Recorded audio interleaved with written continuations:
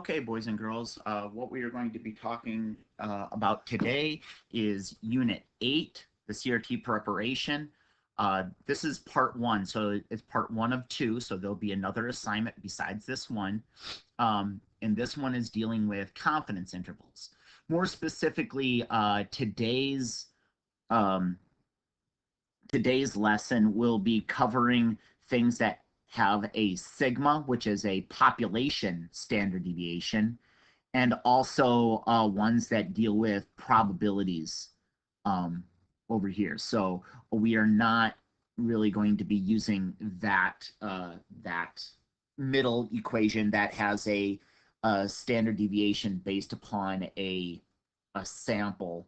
And so what we're going to assume is that we have a sigma or we have a probability in some sort of fashion.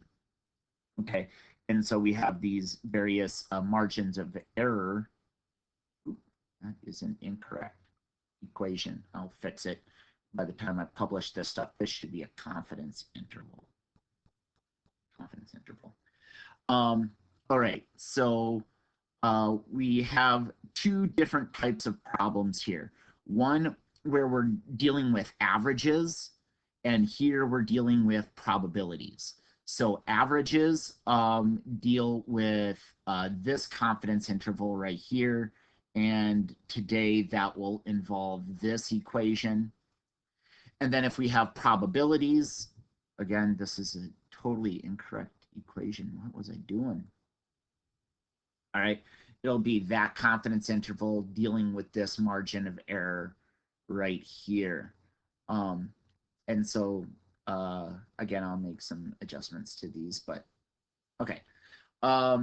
So that is how we're going to get started. All right. So let's take a look at here, take a look at this first example and pull some of the important information, and we're going to be constructing a 90% confidence interval. Okay, a brand of car has an average sale of 39,000, etc. Okay, that's of a sample. Okay, this sample has 39,286. And so that is an X bar, that is an average of a sample. It's not a mu, that would be an average of a population. Okay, with a standard deviation of 2002. Okay.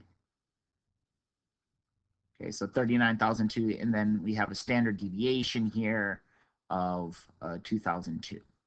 Okay, and to see that we had a sampling of 150 vehicles. So we got all this information from 150 vehicles, and they want us to construct a 90% confidence interval.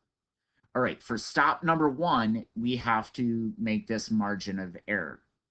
So E is equal to ZC, oh, sorry, let me put a confidence down here, a confidence of 90%.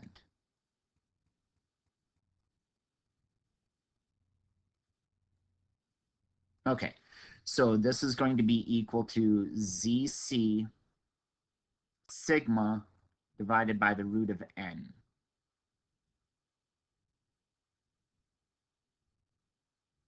Oh, gravy. It's hard to write.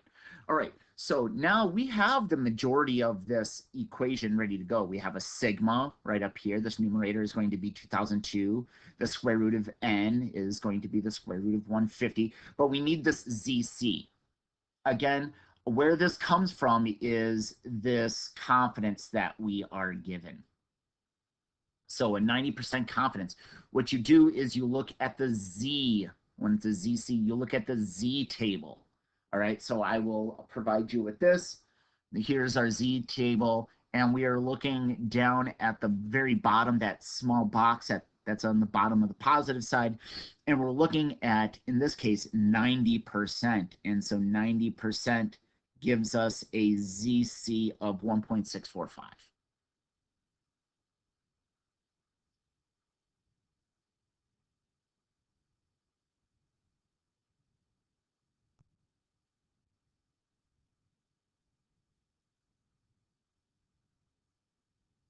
Okay, and so we now have enough stuff to plug and chug.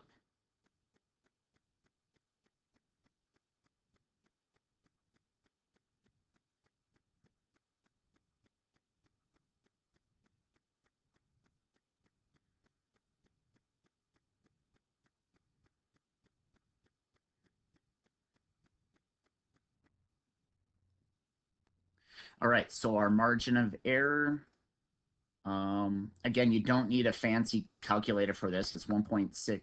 Actually, here, let me do the fraction first. So I have 2002 divided by the square root of 150. All right, and most calculators, your phone calculator can handle that. And then that gets multiplied by 1.645. And so that should be your E. I'm just going to see if I can write this down. It'll be quicker. 268.8960. Oh, shoot. 268.8960. Okay. So now I have to construct the confidence interval itself. So what this is going to be, it's going to be this equation right here. So I see that my confidence interval is going to be equal to x bar minus mu is less than, excuse me, x bar minus e is less than mu is less than x bar plus e. I'll adjust this here in just a second. So this is this. So again, these are x bars, and this is a mu. There you go. So that's the equation. So what that means in terms of actual calculator stuff is I need to get an answer to this x bar minus e and x bar plus e. So here we go. So x bar, 39, 286 minus e,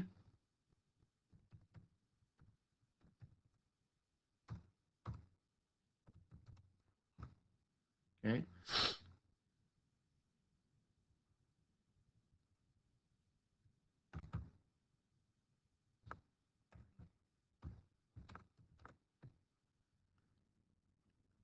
okay, that's the x bar minus e. And then I have to take the x bar plus e.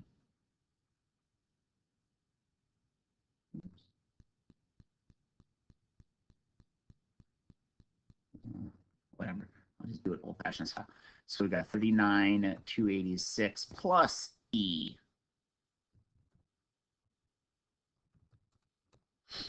Okay, and so this comes out to be 3955489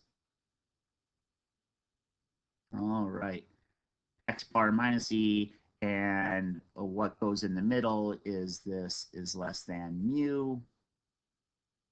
It's less than. So that's saying that the actual population average is in between these two things. So this range is now average right here. And so that is that. Okay. So that should be a 90% confidence interval right there. So that is the confidence interval. All right, moving onwards. This one is dealing with probabilities. So again, this is going to be your margin of error, and this is going to be your confidence interval right there, and that will guess what the actual probability is. All right, so we see that a grand sample of 44 fans was taken, and the number of black shirt wearers, number of success, R, is 8. Okay, so the probability of our sample is R divided by N, so the number of successes out of the grand total.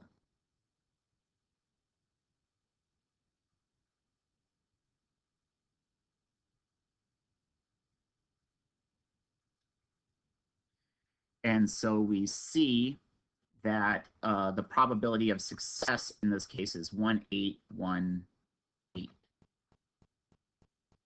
Okay. That would imply that failure, Q, 1 minus P, so failure of our sample is 1 minus that.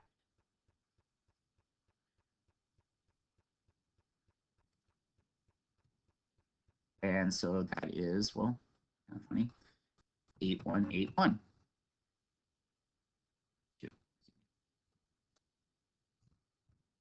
Wrong number. Okay. So success, failure, and then the only thing that's left that we have to pay attention to is the confidence that we need to obtain. And this is going to be 85%, kind of alluding to in the previous problem, because this is a probability. Okay, probability, again, we are going to be using a Z. So to the Z table, 85%, 85% is 1.44. 1.44. Sorry.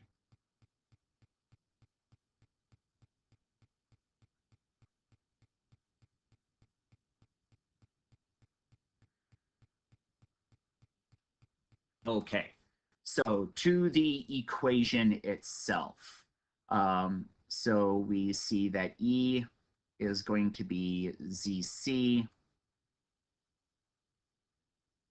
P hat Q hat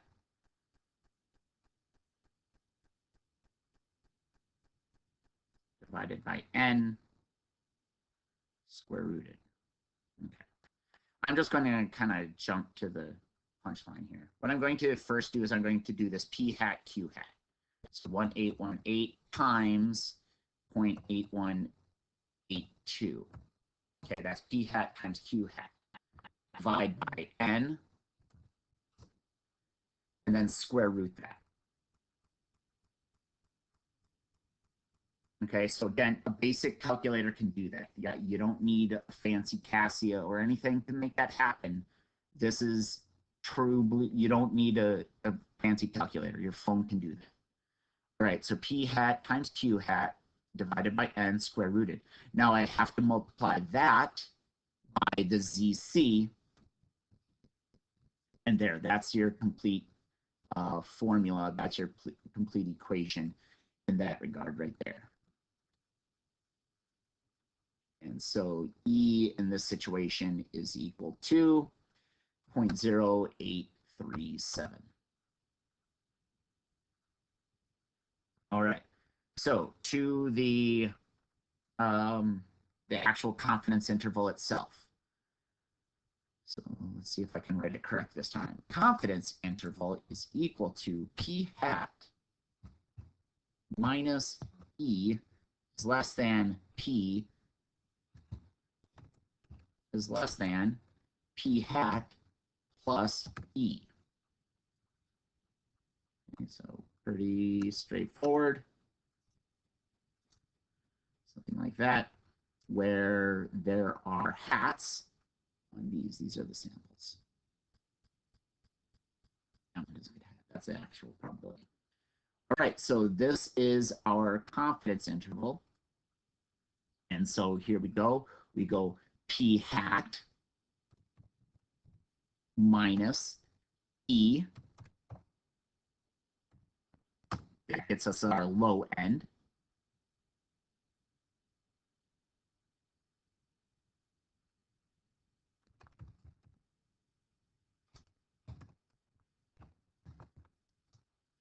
And the upper end is P hat plus E.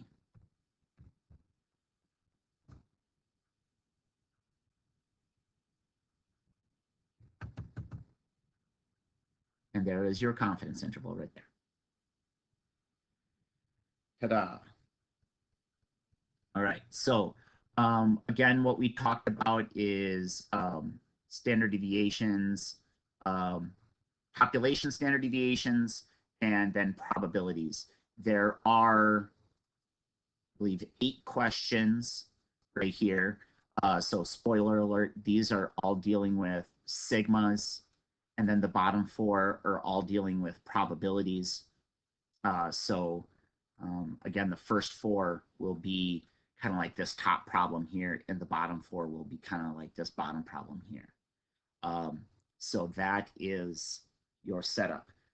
Please do your assignment. If you know somebody who isn't doing their assignments, or especially if you know somebody who is failing, make sure you give them a call, write them a text message, send a messenger pigeon, whatever you need to do. It is vitally important that they complete these assignments. Their grade and graduation depends upon it. So put the word out to do these assignments. And again, I'll adjust this equation before I send it out. All right, have a good day, everybody. Keep smiling.